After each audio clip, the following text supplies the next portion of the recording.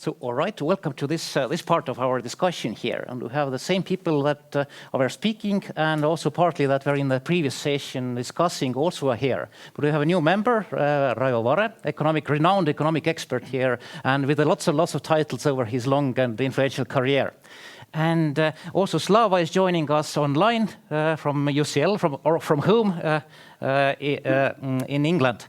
And we have lots of different topics to cover in a very short time period. So inevitably we have to make a critical choice what to discuss here.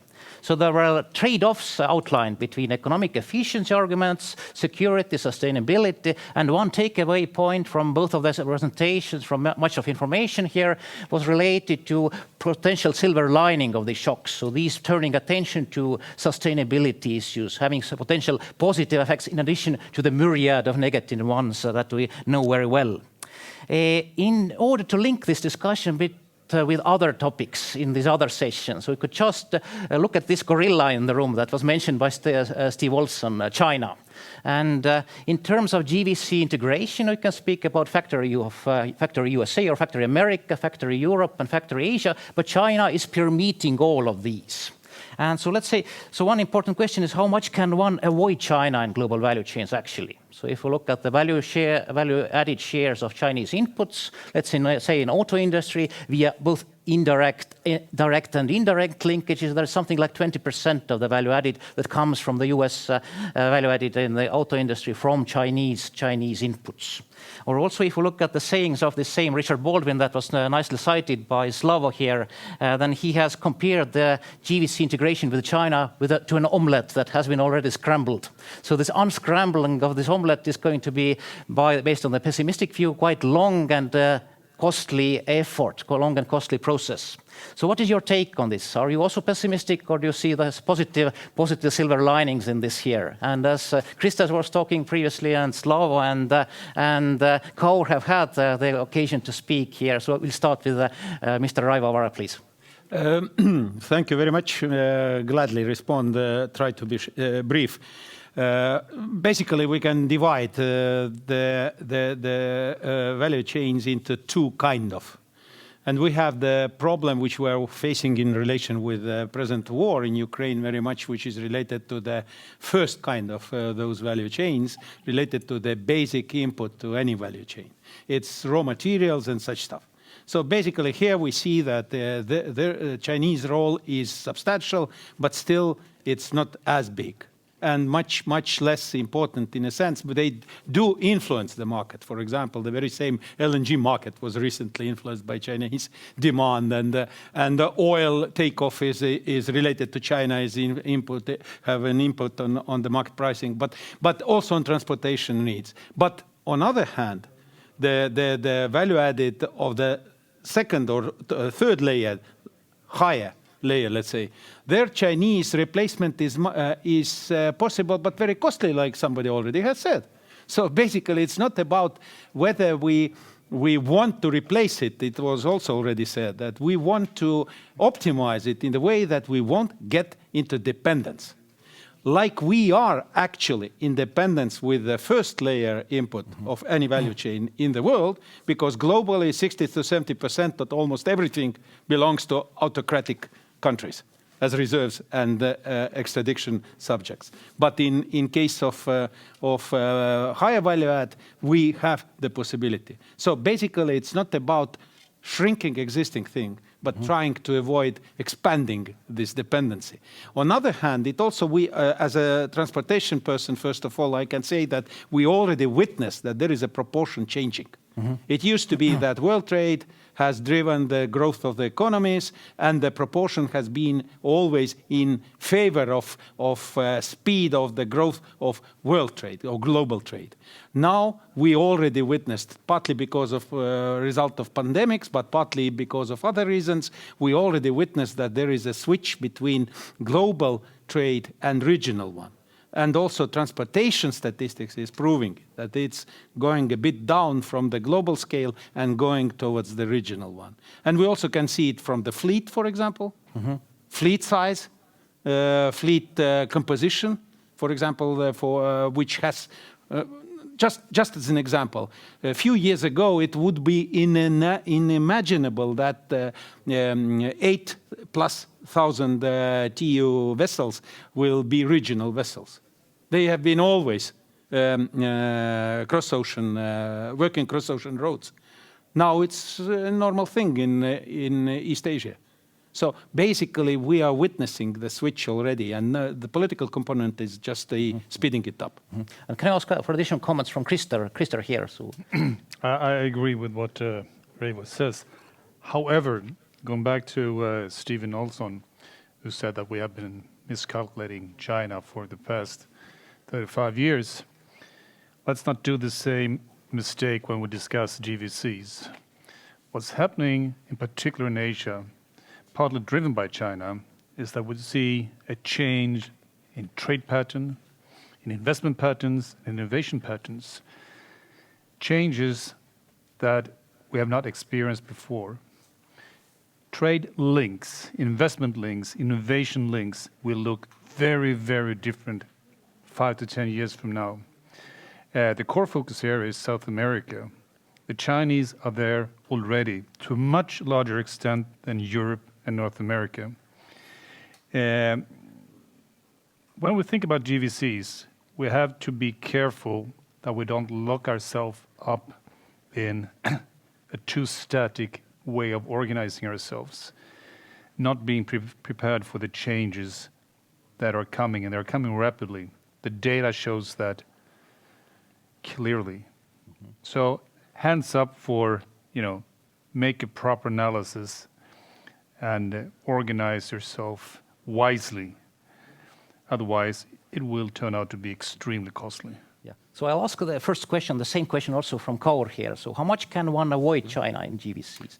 Well, today, in many cases, it's close to impossible, let's say, because certain things are just made in China. That's the answer.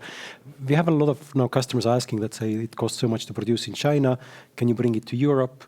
And there are basically two problems, that some things are much more expensive here, and some cases we don't have the capacity to produce. And of course, there is another thing, that do we have the know-how to build up this kind of capacity. So yes, for a higher end, Raivo was mentioning these higher end products.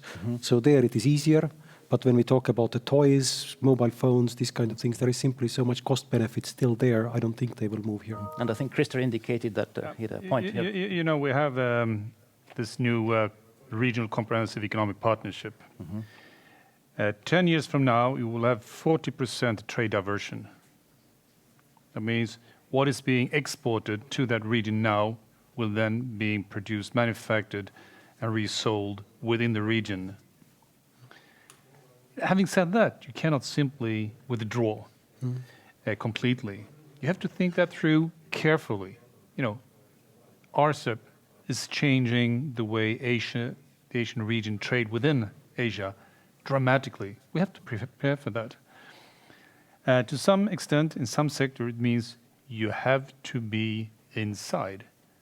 And, China has made a driver for that. But of course, also we have countries like Japan, South Korea, Indonesia, Taiwan, you name it. But China is definitely going to be a driver in changing the regional comprehensive economic partnership.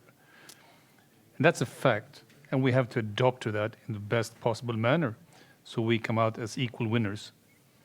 So many thanks. And we have also a question to Slava for a start off, because it's very much related to what Slava investigates in his everyday life as an eminent scholar in the field of innovation studies, and also in the analysis of technology transfer, FDI, and global value chains, and upgrading in global value chains. So he has lots of important, highly cited publications on these topics. And my question would be especially related to what you were showing concerning the functional upgrading in the value chain, and also technology adoption. So one silver lining of the processes that we are seeing, or the nearshoring, reshoring, or maybe friendshoring, is also related to new technology adoption. So adoption of automation technologies, etc., how it impacts on our everyday life and our economic performance here. And you have written quite extensively on this, and on innovation systems, and on capabilities of firms and countries, how these are relevant. So would you give some comments here? So in addition to the automation or technology adoption, or this functional upgrading from these manufacturing stages towards headquarter economy design. So what are the other complementary factors or complementary unique resources at firms or at the country level that you would especially emphasize, which would be very important here and which would be especially important in the Central and Eastern European context? Because some of the slides that you were showing were outlining some problems related to functional upgrading here. Yeah, I would like also to answer to that and connect to what speakers were mentioning before, and that the whole dynamic of this relationship will depend also on the technology upgrading of China, or further upgrading, because whether China will reach, especially with this new Cold War between China and US, whether there will be some kind of stagnation in terms of inflows of knowledge, which China still needs. So whether China will get stuck into some kind of middle income trap or not, this is something which will really influence many factors that speakers were talking. Talking about Eastern Europe in that context, yes, we have this kind of functional trap maybe, which will be again dependent of how the Chinese story will evolve, whether this shift will work in favor of Eastern Europe. But then we shouldn't forget that we have within the Europe, with these new technologies, with artificial intelligence, with Industry 4.0, that we may have within the Europe kind of return of some parts of manufacturing or sophisticated part into the core of Europe and not in parts of Eastern Europe. So we may have our own internal kind of things, which maybe now seem very limited and maybe secondary. But don't forget that there is a nature of new technologies which requires really different skill structure. So the issue is how technology upgrading within Eastern Europe will progress. So I think there are too many variables in this process, which are all interdependent. And whether the upgrading within the Eastern Europe will be really just, so to say, science for the science sake, or this will be really linked to manufacturing, and whether we will have this kind of merger between, you can call it between production and technology capabilities, and which will embrace kind of new technologies. This is something which is a crucial future for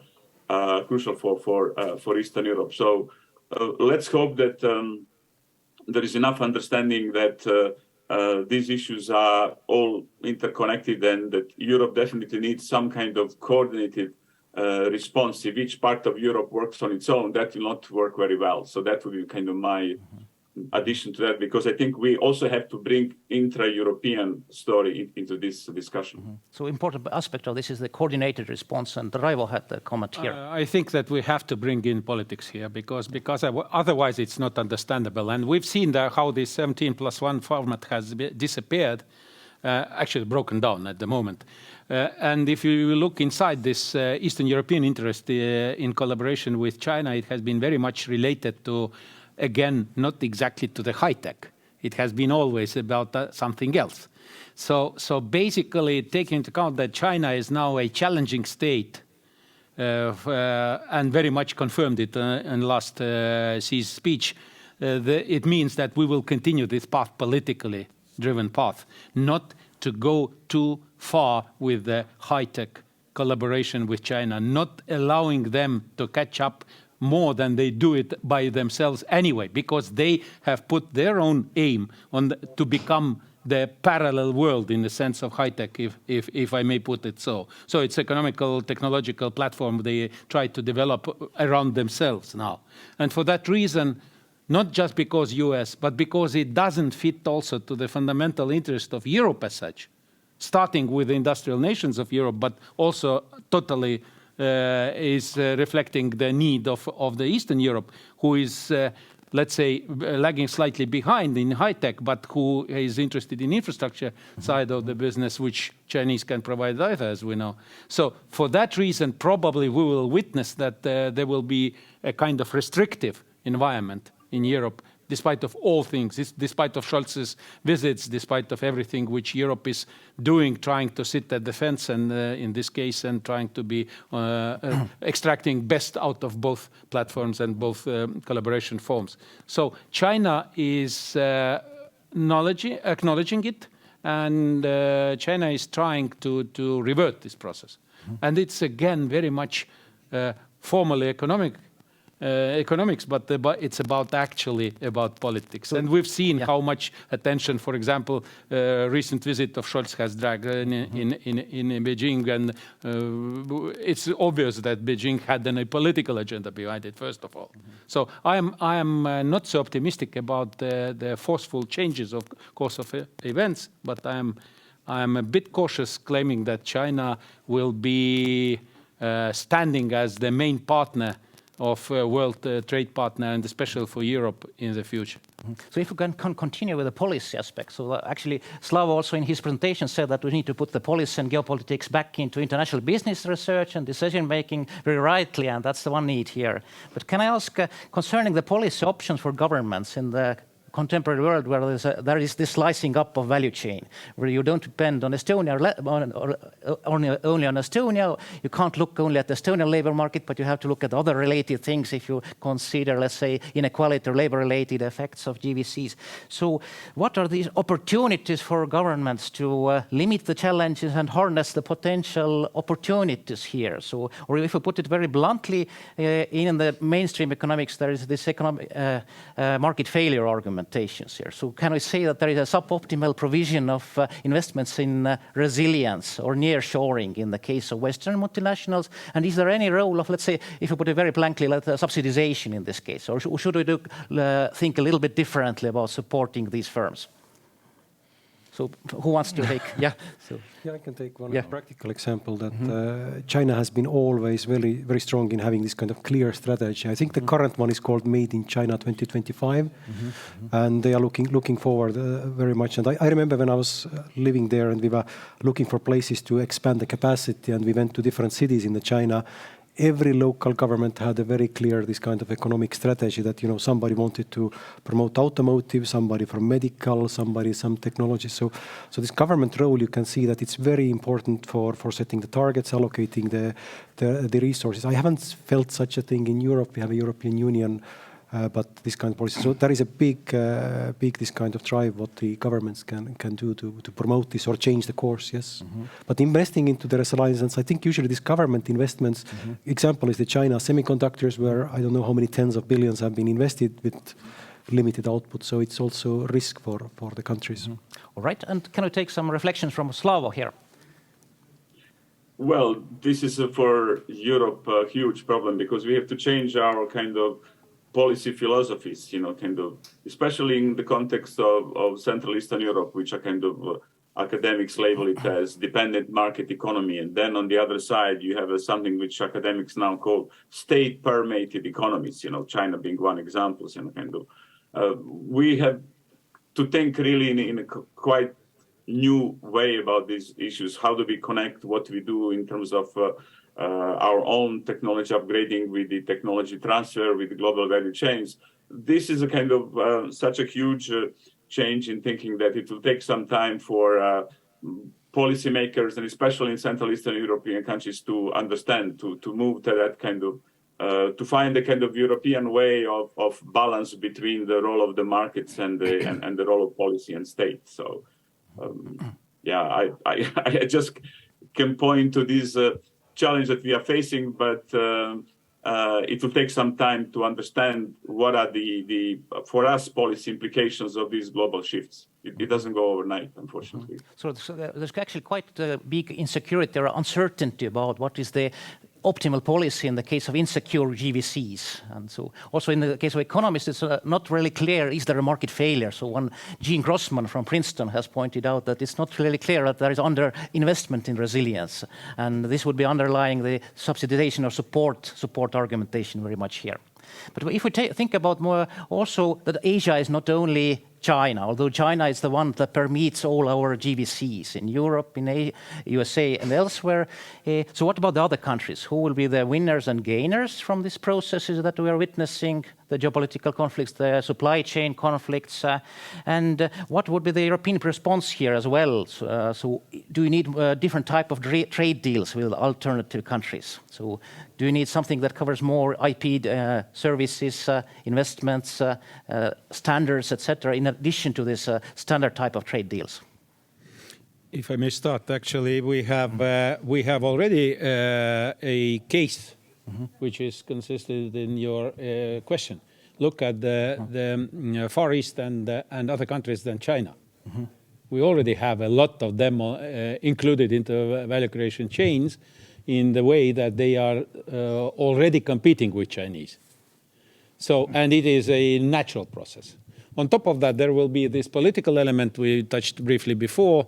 We can see that not trusting the normal course of actions very much, governments are intervening already. Look at Biden's intervention to US corporations cases. At the same time in Europe, we have recent visit of Chancellor Scholz accompanied with the biggest German producers having such a degree of dependency that they can't do anything about that. Look at the Volkswagen, 30%. So basically this is something which distincts us even. Here in the democratic society, we have also this overall value issue on the table, which might jeopardize the further developments and so on. So basically, the choice is to diversify, like usually in business. Don't put all eggs into one basket. And Chinese basket happened to be, for the world industry, too big one. 40% of everything, basically. So whether we like it or not, even after all these events which have happened so far, probably we will diversify by definition willingly.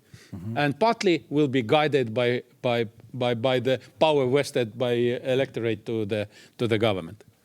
So we can actually go a little bit back to these capabilities and skill stories. So they were mentioned before, and also the capabilities mentioned by Slavo here and in my question. So what kind of requirements do these changes put on the workforce here? So what are the kind of skills that will be especially promoted by that and will be getting the labor market significant premiums in the future? And what are the capabilities that are important for, let's say, if there's a technology upgrading here, automation, etc. What else is required from these firms? Or is the picture a bit simpler than I'm putting? I'm talking in terms of the synergies here, complementarities, because sometimes I think that for technology adoption, automation adoption, we need other things. So we need organizational change for the benefits to materialize and the longer term, stronger benefits to materialize. So what's your view on that? Or let's take the practitioner's view. Yeah, well, it's people what drive the business. It's very, very clear. If I remember correctly, the number, then in China there are like 500,000 engineers graduating every single year, and manufacturing needs engineers. That's simple as that. So it's all about also how our this kind of educational systems are reacting to these changes. So.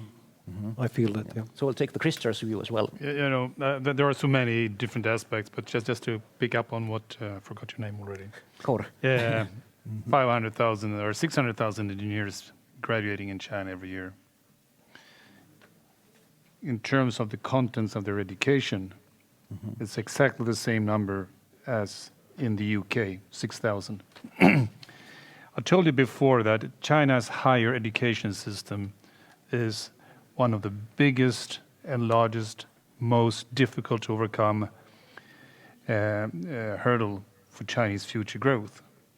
There was a recent report by the Ministry of Education in China saying that basically for China to reach the step of being a knowledge-intensive economy, we basically need to completely reorganize and reform our higher education system. That is a huge tanker to turn around.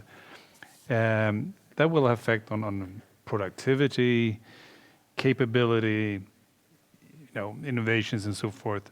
Having said that, if we look at certain areas like where I work in Shenzhen, 70 million people, a GDP 3 times as large as Sweden, or 5 times as large as Sweden. You have the most, all the prestigious universities have their newest campuses there. You have the most talented people coming there. It's on the border to Hong Kong.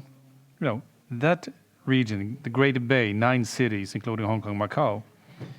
What's going on there?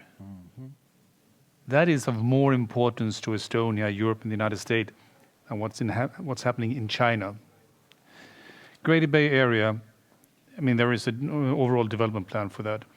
The changes that is about to take place in the Greater Bay Area is what we have to focus on.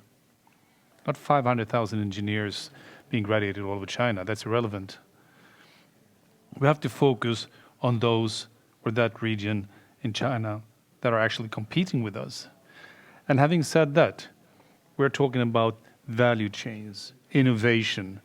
You know, when I talk to companies or presidents of global companies, they say, Christer, you know, we have to look for talents and for knowledge where talents and knowledge can be found, whether it's in the United States, Sweden, Germany, or China. If we were cut off from 1/3 of that, the innovation environment would be too small for us. That would have devastating effects on our productivity and our innovation capability.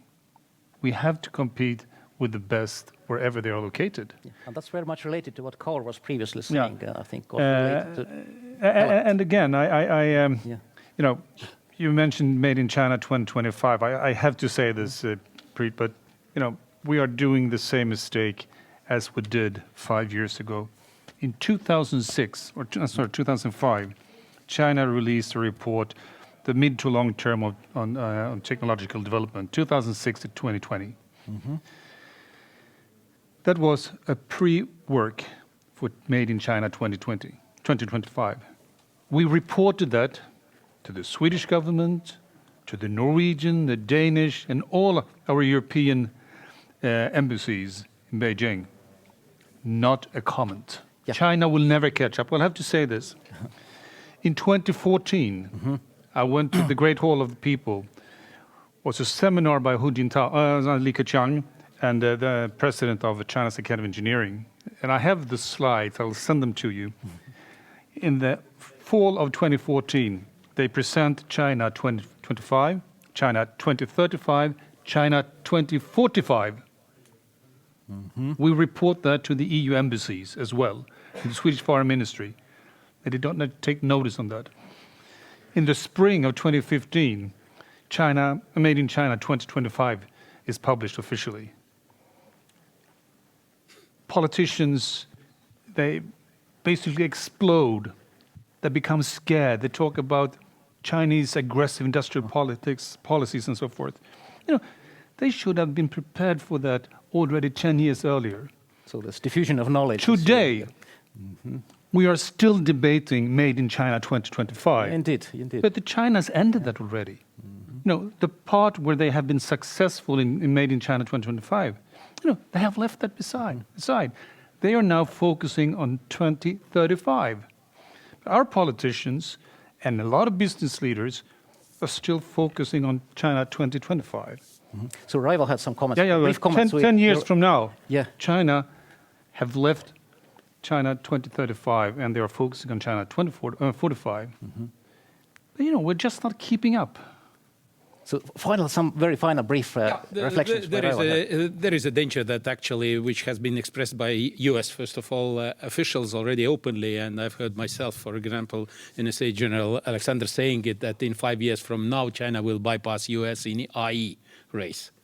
And to avoid it, we know that President Biden's administration has imposed now restrictions not only on technological collaboration on IE with Chinese, but also even participation of human beings submitted to the legal framework of US in this particular area, which is about talents, just to mention it. So some pay attention, but not definitely Europe yet. So many thanks. And when I was looking at the presentation of Slava, there were lots of useful references to Richard Baldwin, to Paul Andrus. So there's a wonderful set of references to read, also especially for students and master students in economics and business fields. So maybe for Slava, can you give some further references about what a person that, let's say, studying economics and IB, what type of new authors and what type of new outlets in international business they should be focusing on? Well, I teach this year 100 Chinese students. So I'm myself now reading many more Chinese scholars. And referring to what other colleague has said, yes, education system in China is still not on the top, but they are working. and I can see improvements from year to year. So I think what I would suggest to scholars, to us on the West, read more Chinese authors and try to see how they reflect on their own situation. But maybe my final point would be that maybe we are looking too much at this situation as a zero-sum game. It is inevitable that economy of that size and that level of development, and growth will, at the end, become one of the hegemons in the global economy. So, and for us, maybe, there is also the Chinese saying, crisis is an opportunity. Is opportunity also for us to rethink what we are doing, our growth models, our policies in that respect. So I think maybe at the end, China can be successful only in interdependent world, the same as Europe and US can be successful only in interdependent world. And the art of politics is also trying to find this common denominator, which is kind of essential to all of us. So otherwise, if we are in kind of this zero-sum game, then we will really end up in a completely world dominated by geopolitics. With this positive note, we can actually end. So there's a movement from pessimist to a bit cautious optimist here. So thank you very much.